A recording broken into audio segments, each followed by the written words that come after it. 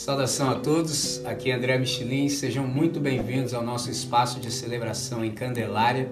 A gente está participando de um projeto, de uma plantação de igreja aqui nesse bairro e dentre as várias atividades que a gente tem, a gente também assiste a um grupo de crianças. Então eu gostaria de te convidar, se você entende que o nosso trabalho é sério, você acredita naquilo que o Senhor nos deu para fazer nesse tempo e gostaria de dar um suporte, você pode também cooperar para a manutenção desse projeto, por exemplo, adquirindo uma das nossas canecas. Você tem a opção em cerâmica ou, se preferir, em alumínio.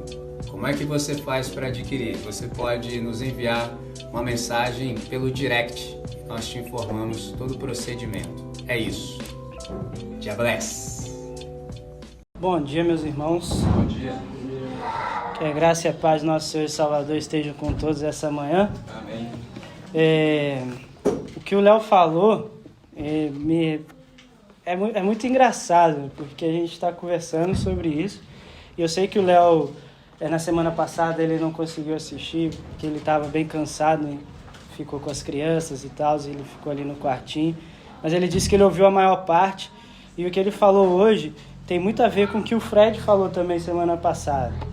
E o Fred chegou a falar sobre personalidade, sobre as construções que a gente tem à medida em que a gente se relaciona, e muitas vezes ele deixa de ser quem ele é na presença de certas pessoas, talvez por ser reprimido, ou talvez porque ele mesmo não se acha necessário no momento, mas ele ressaltou a importância de agir dessa maneira, de ser do jeito que você realmente é em todos os espaços. E aí eu também citei isso no meu sermão anterior. E eu sei que tem gente nova aqui, a gente funciona da seguinte maneira. Primeiro a gente tem o sermão num domingo, no outro domingo a gente tem o react desse sermão. E hoje é especialmente o momento do react, onde a gente vai fazer um resumo da mensagem e depois a gente vai conversar um pouco sobre o que a gente tem aprendido em comunidade. Então, semana passada eu falei sobre a busca do sentido, a gente buscar um sentido para a vida, a gente chegar a, cara, por que eu acordo de manhã? Chegar a essa conclusão, por que eu acordo de manhã? Por que eu acordo e quero viver? Qual é o motivo da minha vida? E aí eu citei uma frase do Viktor Frankl, que fala sobre a principal preocupação da humanidade, do ser humano, da pessoa humana. Ela não consiste em obter prazer ou evitar a dor, mas sim em buscar sentido para a sua vida. Então isso faz parte ao ser humano, faz parte do ser humano. Talvez dentro da teologia a gente vai reconhecer isso como fruto do pecado. A gente não saber por que a gente está aqui. A gente não saber por que eu estou vivendo.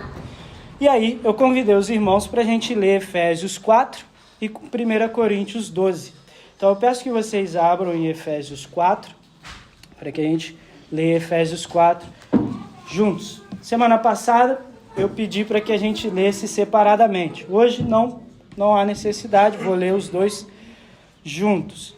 Então em Efésios 4, no verso 7 ao 8, diz o seguinte: e a graça foi concedida a cada um de nós segundo a proporção do dom de Cristo. Por isso diz: quando ele subiu às alturas, levou cativo o cativeiro e concedeu dons aos homens. Agora 1 Coríntios 12. 1 Coríntios 12, no verso 4 ao 7. Ora, os dons são diversos, mas o Espírito é o mesmo. E também há diversidade nos serviços, mas o Senhor é o mesmo. E há diversidade nas realizações, mas o mesmo Deus é quem opera em todos. A manifestação do Espírito é concedida a cada um visando um fim proveitoso. Bom, em Efésios, Paulo está falando sobre o plano unificador de Deus na primeira parte. Aqui no capítulo 4 de Efésios, onde a gente leu, Paulo está iniciando a segunda parte dele, onde ele fala do papel da humanidade, da ação do ser humano, da igreja, em relação a esse plano de Deus de unir a humanidade novamente.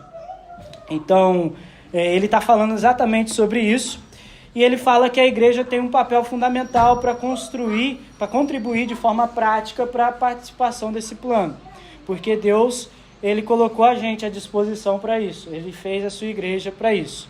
Há diversos teólogos que são teólogos da missão integral que vai falar que a igreja é uma instituição criada para benefício, não para benefício próprio, mas para benefício daqueles que estão de fora. Por isso que também a gente poderia citar diversas frases nesse sentido. Eu também falei sobre o texto que Paulo fala que eu devo me doar, mas não me doar para mim mesmo e sim para o próximo. Isso em Coríntios também ele fala sobre isso, no capítulo anterior, no verso 10. E aí ele enfatiza a importância de cada ministério em Efésios 4. Ele enfatiza que cada ministério tem sua devida importância. Ele fala, olha só, uns foram tirados para apóstolo, foram dados de presente. E eu acho que ministério a gente tem que considerar como um presente de Deus para a igreja. É isso. Se tem os irmãos que são apóstolos, que são missionários, é um presente de Deus para a igreja. Os que são pastores, é um presente de Deus para a igreja.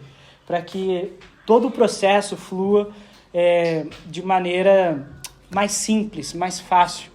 E aí a gente tem pessoas elencadas no meio de nós que possam fazer tais situações acontecerem. Então, para eu conseguir fazer missão, muitas vezes eu vou precisar de um outro irmão que faça missão, porque nem sempre eu sou um missionário em tal lugar. Por exemplo, a gente tem o nosso irmão Daniel, que ele tem um projeto chamado Wave, e ele abriu as portas da casa dele para pessoas em situações de rua. Então há diversas diferenças de pessoas ali, a diversidade de pessoas também. E aí ele abriu a porta da casa dele, coisa que talvez eu não conseguiria fazer. Eu não conseguiria fazer porque eu não tenho, talvez, os dons necessários para que isso aconteça. Nem minha família, porque também tem uma questão familiar envolvida, né? Tem ele, a esposa dele e os filhos dele. Então, isso só é possível, só há a possibilidade da gente assistir toda a humanidade se um de nós reconhecer os seus devidos papéis e suas devidas funções. E para isso também a gente precisa encontrar o nosso sentido. Para que eu estou aqui? Para que eu estou? Então, Paulo, em 1 Coríntios 12, ele está escrevendo sobre o corpo de Cristo. Sobre exatamente isso que eu estou falando para vocês. O fato da gente precisar um do outro para que aquilo seja feito da melhor maneira possível. Ou seja, eu preciso do Queco para tocar música, porque, meu irmão, se eu tocar qualquer música no violão ali, vocês vão pedir, por favor, para. Ou se eu cantar... Um pedacinho de uma música, só toca essa sem. Pois é, eu aprendi uma única música, isso porque minha mãe falou assim, eu vou aprender violão, você não quer aprender não? Eu falei, eu não, negócio aí, eu não gosto não consigo não tenho habilidade nenhuma. Aí ela falou assim, eu duvido que você aprenda uma música antes de mim. Aí mexeu comigo. Aí mexeu comigo. Eu acho que isso faz parte da minha construção familiar. Meu pai é assim, meu irmão é assim, competitivo. Você falou duvido com a gente, acabou, mano. A gente vai entrar. Eu tento controlar. Muitas vezes eu consigo, outras não. E aí eu aprendi uma música.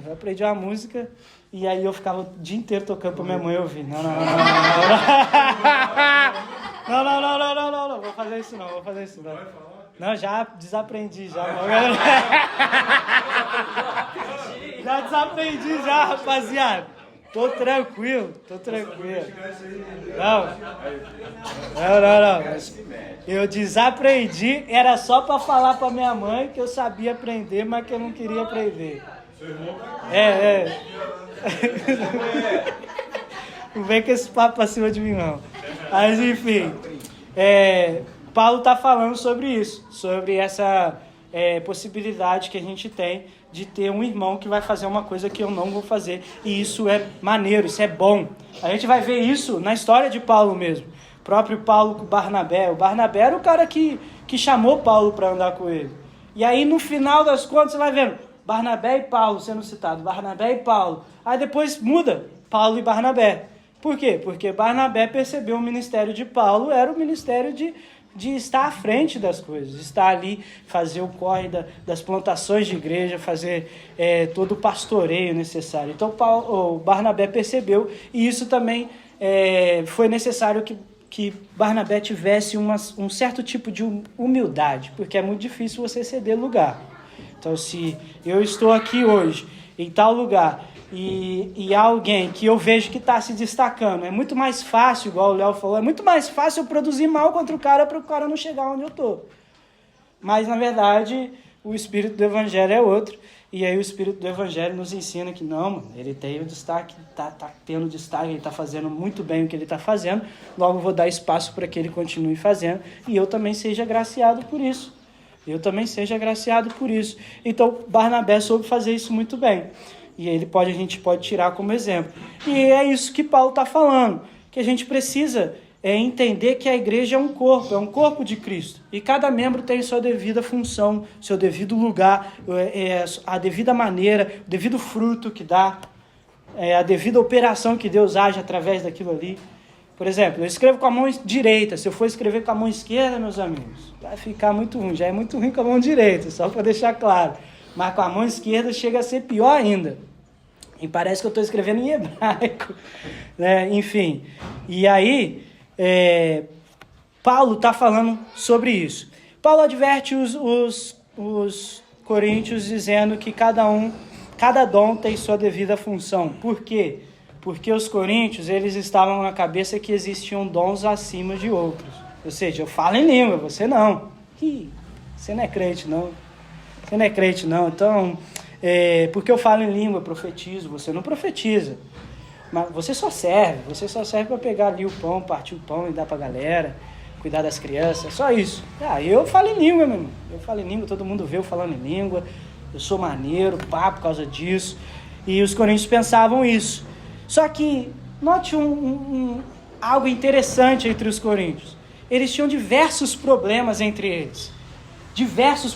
Eles discutiam quem era o melhor entre os teólogos da época.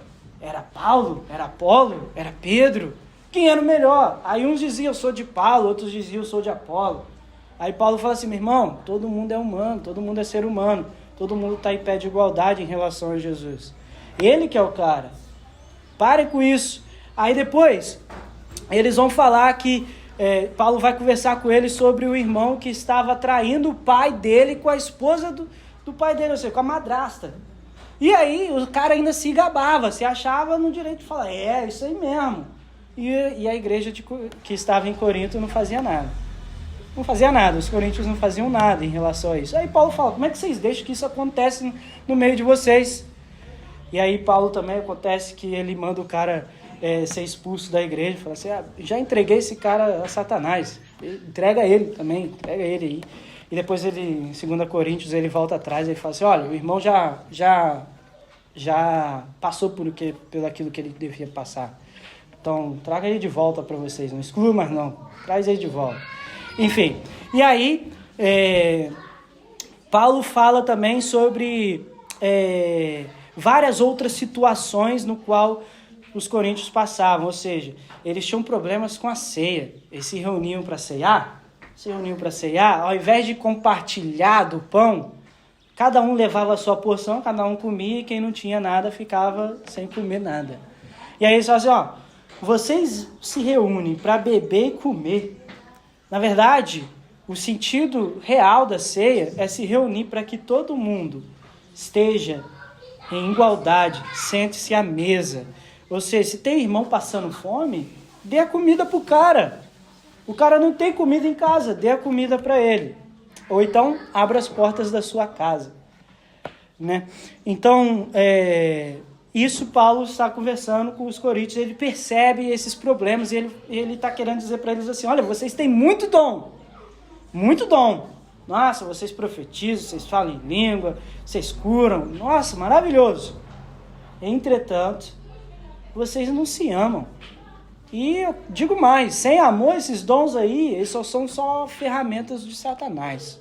Hernandes Dias Lopes diz que se os dons não forem usados para edificar os irmãos, eles são transformados em armas fatais contra os irmãos, que é o caso que aconteceu em Corinto. sabe? Então, às vezes o meu dom pode matar o outro irmão ali. Fácil.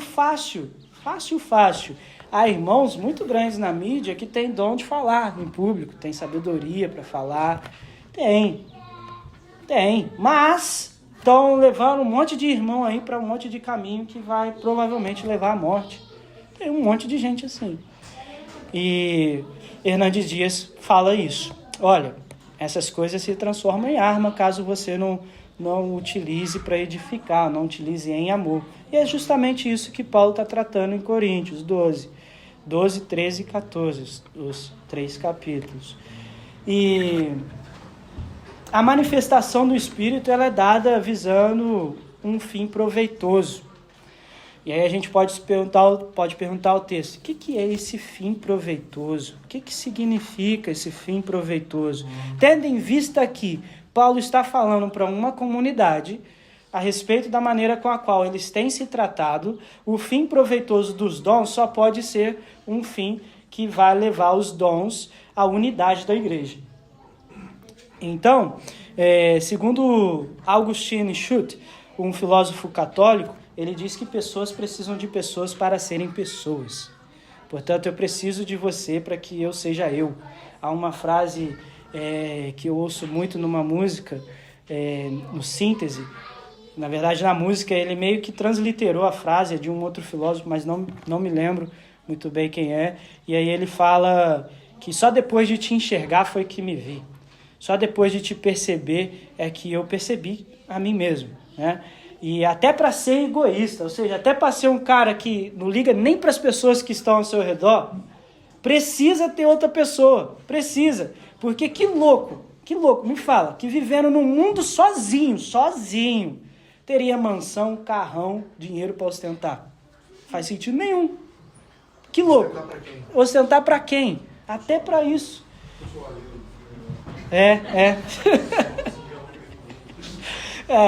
Então, que louco que faria isso? E aí Jesus nos ensinou que a partir do momento que a gente senta à mesa, a gente compartilha do pão com o próximo, assim, nós faríamos parte do corpo dele. E fazer parte do corpo dele é ser o oposto desse egoísta que talvez se utilizaria dos seres humanos que estão ao seu redor para crescer na vida e se sentir melhor. A gente, ao invés de fazer isso, nós queremos que todos os seres humanos cresçam com a gente. Não faz sentido eu estar crescendo se os meus irmãos não estão caminhando junto comigo, se eu não tenho com quem compartilhar as minhas alegrias. Diversas vezes eu conversando com o Léo, a gente chora de rir de várias paradas, porque eu compartilho com ele os perrengues que eu passo, como por exemplo, diversos perrengues. Financeiro, eu falo assim, Léo, essa parada aqui, mano, não tô conseguindo nem desenvolver mais. Já abri de mão. Aí o Léo compartilha comigo os dele, eu compartilho os perrengues do meu trampo, e aí a gente compartilha as alegrias, e aí a gente ri junto dos perrengues que a gente está passando, porque as alegrias são muito melhores. Aí a gente ri junto, a gente fala, é isso aí mesmo, meu. Vambora. Enfim. E aí a gente pode se perguntar no final das contas, tá, a gente sabe que ceia, o objetivo da ceia é a gente sentar em comunidade. Na verdade, não é o pão e o vinho, a ideia da ceia. A ideia da ceia é o partir do pão e o compartilhar do vinho. É onde eu consigo colocar o mesmo pão que eu como, eu vou dar para o Léo comer também. Eu vou conseguir botar o Léo na mesma mesa para comer comigo. Ou às vezes nem é o Léo, porque o Léo é meu amigo, é fácil também. Às vezes é um diferente. Difícil abrir a porta da nossa casa para alguém que totalmente diferente da gente. Nas eleições anteriores, eu tive a oportunidade de falar sobre as questões políticas na nossa comunidade. E aí eu falei para a gente perdoar em tempos de polarização. Porque é muito difícil eu sentar, eu vou usar uma analogia aqui do Vasco e do Flamengo, sabemos que o gigante é flamenguista, eu sou vascaíno, né? E aí é muito difícil para eu, vascaíno, abrir a porta da minha casa pro gigante sentar no café da manhã comigo, do meu ladinho aqui, com a camisa do Flamengo, bebendo na caneca do Vasco, que lá em casa é só a caneca do Vasco. Entendeu? Bebendo na caneca do Vasco. Qual que é difícil pra você? É só um exemplo. flamenguista. Ó, exemplo. Flamenguista é humilde. Humilde.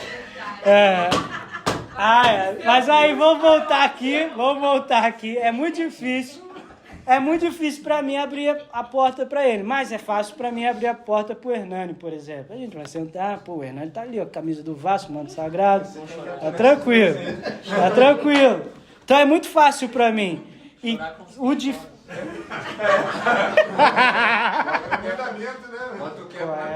Não, o Keco tem que chorar, né? Eu já tô chorando, já tem um tempão, rapaziada. Então já tô acostumado. O Keco não, o Keco tá ali. Teve a esperança e a Ai, muito bom. Mas enfim, então quando eu abro a porta da minha casa por aquele que é diferente de mim, aí sim eu tô sendo como Jesus Cristo de Nazaré. O exemplo disso é Nelson Mandela, que chamou o carcereiro quando ele era preso. Quando o Mandela foi presidente, na celebração presidencial, ele chamou o carcereiro para sentar à mesa com ele na celebração. Então, isso é o abrir a porta para o diferente. E aí a gente pode se perguntar mais uma vez assim, tá, mas e aí? Como é que eu devo me doar então? Eu posso abrir a porta da minha casa, mas e o que é se doar em relação a isso? Como que eu utilizo meus dons para o benefício comum? Uma das coisas que eu já disse semana passada é que você ter como motivação na sua segunda-feira sair da sua cama, abençoar o seu irmão. E é uma das coisas. Abençoar lá no seu trabalho, com seus amigos, etc. Já outra maneira também é abençoar os que são de casa. Talvez essa seja até a principal de todas. Quando a gente abençoa os que estão de dentro, os que são de dentro. E aí eu citei a minha situação com a minha avó, por exemplo. Eu tive dificuldades de lidar com a minha avó durante muitos anos. Zero paciência. Minha avó é uma senhora idosa. E aí teve um momento em que o meu amigo John, né, ele falou que eu era muito paciente com os idosos.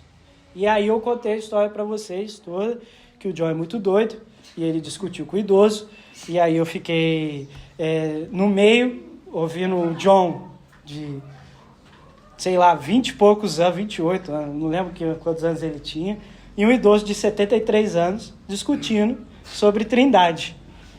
E aí, eu no meio disso tudo fiquei assim, não tenho nada que falar, porque o idoso era engenheiro, eu entendi o que ele queria dizer. Ele fez um monte de cálculo e ele chegou na conclusão dele que Deus era mais do que 3.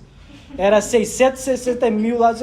E eu fiquei assim, difícil. E o John achou aquilo muito, muito fora da curva e começou a discutir com o cara.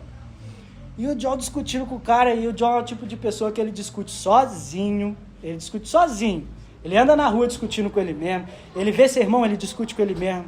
Então, isso é normal. E aí o John, discutindo com o cara, e aí eu fiquei assim, meu irmão, o John tá perdendo um monte de tempo. Não é para discutir com o cara, é para tentar entender o que o cara quer dizer. Aí acabou, os dois cansaram de discutir, porque também tinha que terminar o trabalho lá da faculdade. Aí alguém tinha que escrever alguma coisa. E eu fiquei em silêncio o tempo inteiro, sobrou para quem? Para mim. Aí olharam todo mundo para mim. E aí, o que você fala? Apesar de todas essas discussões, o que você vai dizer aí no trabalho?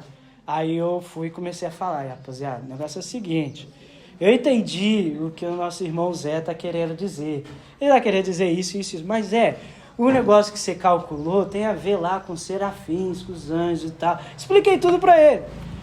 Aí ele falou, esses aí são servos de Deus. Deus é outra coisa. Aí ele, Aí o John foi vendo a paciência que eu estava lidando com o Zé. E aí eu falei para vocês que isso só foi possível porque eu vivi a vida inteira tentando lidar com a minha avó. Entende? Então a paciência que eu adquiri naquele dia foi a paciência que eu aprendi com a minha avó. E isso faz parte dos meus dons. Hoje eu tenho paciência para lidar com as pessoas, porque a minha vida eu fui construindo isso. Quer dizer, a minha vida foi construída de tal maneira para que eu consiga lidar com as pessoas do jeito que eu lido hoje. E aí, eu disse também que os dons, eles têm um lugar onde a gente aplica, ou seja, há ministérios. há ministérios. Ou seja, há diversos dons. Desses diversos dons, há diversos lugares onde a gente aplica cada um deles. Há diversos lugares. Alguns de nós vão aplicar esses dons na escola, dando aula, porque muitos de nós são professores. Alguns de nós vão aplicar esses dons na área da saúde, porque tem alguns de nós que trabalham na área da saúde. Outros na faculdade estudando, outros na publicidade, na moda, em diversos lugares. Mas há ministérios que são presentes para a igreja. O ministério missional, os apóstolos, o ministério pastoral, os pastores, e também tem ministério pastoral, não envolve só os pastores, mas o cuidado da igreja em si, porque há um montão de gente aqui que tem o dom de misericórdia, porque o pastor ele tem que ser misericordioso, mas nem todo misericordioso é pastor, e a gente aprende isso. Então, eu falei sobre isso, que a outra maneira importante é a gente abençoar as pessoas de fora, ou seja, tem os ministérios que são para fora, tem os ministérios que são para dentro, embora todo mundo tenha que abençoar os de dentro da família, tá?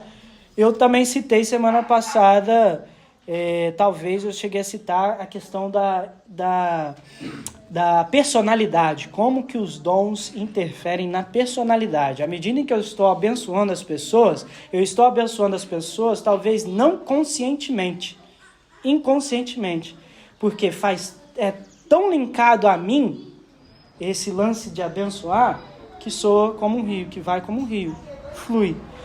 Recentemente eu estava conversando com os irmãos, com a criançadinha aqui, sobre ser fonte de água viva. Eu falei da mulher samaritana para eles, e aí Jesus falou para a mulher samaritana assim, olha, se você beber da água que eu tenho para te oferecer, ao invés de você ficar pedindo água porque você não vai sentir mais sede, você não vai beber mais, você vai providenciar essa água para as outras pessoas, ou seja, você vai se tornar uma pequena nascente. O Hernani está ali, professor de geografia, e ele sabe que de pequenas e pequenas nascentes a gente forma um rio. E um rio abençoa um montão de gente.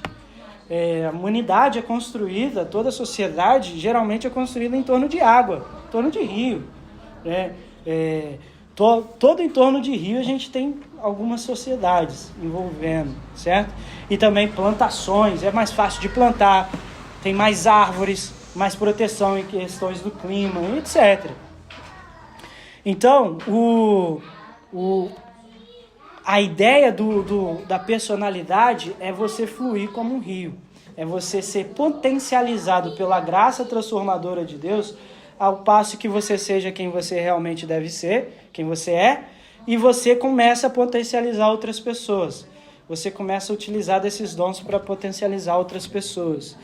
Então, Paulo ele também reconhece isso tudo, né? Nessas duas cartas que ele está escrevendo. Ele não só reconhece,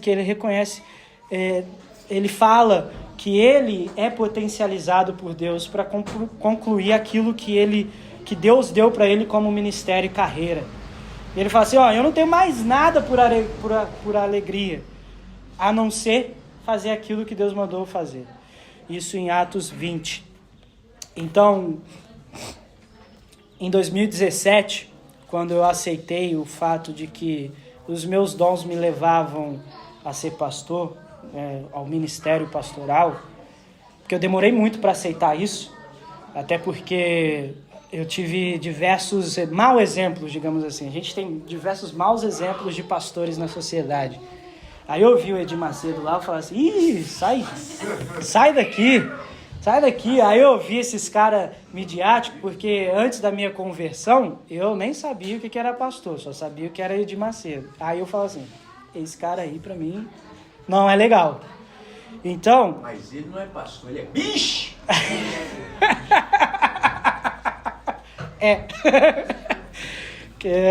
Muito bom. Enfim... E aí, eu achava que esses caras aí que era ser pastor, aí eu tinha muito preconceito. 2014 foi a minha conversão, e até 2017 eu não aceitava isso. A prima do Hernani, Mariana, ela foi a primeira pessoa, assim, no primeiro ano de conversão, em 2014, que falou assim, você é pastor. E aí eu fiquei olhando para ela, tipo assim, pastor o quê? Pastor o quê? Só que na hora eu nem falei nada não. Ignorei aquilo ali e fui embora. E aí depois veio outras pessoas falando também. E aí acontece que eu só fui aceitar de verdade em 2017. Eu tive uma conversa com o André. E aí o André falou assim, olha, você está passando pelo que eu passei. Na verdade, o que você está em mente é que você tem um modelo de pastor que não é um modelo que você gosta. Não é um modelo que você queria seguir, que você acha falhado como eu também acho. Aí eu falei, Aí ele falou, então, mas dá para ser diferente. Dá para ser diferente porque eu sou diferente. Aí eu falei, pode crer. E aí, em 2018, eu entrei no seminário. Em 2018, eu entrei no seminário para fazer teologia. E aí, eu percebi que os meus dons estavam definitivamente ligados a essa constatação. E com isso, eu retorno à frase que eu citei no início do Franco. Eu encontrei o meu sentido para a minha vida. E o meu sentido para a minha vida estava em utilizar os meus dons da melhor maneira possível para abençoar o máximo de pessoas possíveis. Ou seja, o meu veladouro estava no pastoreio. E vocês têm um veladouro de vocês também. Em cada lugar da vida. E somente por amor e em amor é que é possível a gente utilizar os dons da maneira que a gente deve. Afinal, Deus não nos deu dons para que a gente colocasse debaixo da terra. Na verdade, quando Jesus conta a parábola dos talentos, ele fala que tem um que colocou debaixo da terra. E aí, Deus fala assim, servo mal. Nem para colocar no banco para gerar juros, ou seja, nem para fazer nada, tipo assim, nem para utilizar, nem para você mesmo, você utilizou, sabe? Nada, você colocou debaixo da terra. Então, toda vez que a gente reconhecer que há algum problema na sociedade que você tem capacidade para resolver, ali está o seu ministério e ali está a sua devida função e você deveria ter colocado a mão ali. E toda vez que você se recusa, às vezes se recusa a cuidar de um parente enfermo, às vezes se recusa a cuidar de um amigo, às vezes se recusa a dar um abraço em alguém que está triste, muitas vezes você está deixando de lado os seus dons, está deixando de lado o seu sentido para viver, para esconder os seus dons debaixo da terra. Então Deus não nos deu os dons para que a gente não viesse a usar e que a gente possa usar. Esse foi um pequeno resumo que eu fiz em relação ao sermão anterior. Relaxa, eu passei 31 minutos falando aqui e o sermão foi quase 1h30. Então foi um resumo sim. Fica tranquilo.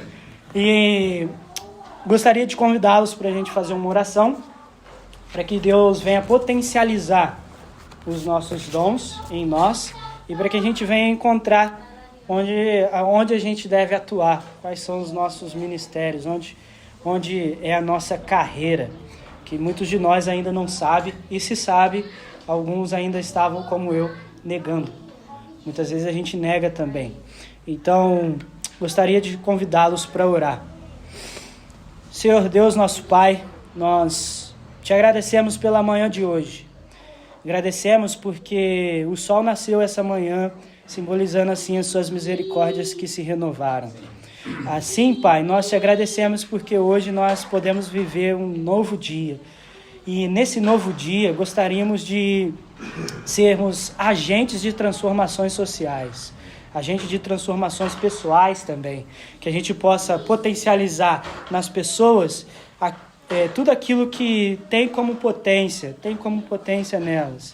Que a gente possa, de fato, dar sentido e significado para a vida, sendo guiado e tomado pelo Teu Espírito, à medida em que a gente vem caminhando, para que a gente consiga alcançar uma estatura onde a gente possa falar aquilo que Paulo falou, onde não vejo mais graça, nenhuma alegria em nenhum outro lugar a não ser em cumprir aquilo que o Senhor tem dito para nós. Então, nesse sentido, Pai, nós te pedimos que o Senhor nos guie em direção às nossas casas, com segurança, que nos dê sabedoria para a semana, para que a gente consiga, de fato, cumprir tudo aquilo que a gente deve cumprir durante a semana. Nesse sentido, nós te louvamos e agradecemos em Teu santo nome. Amém. Amém. Amém.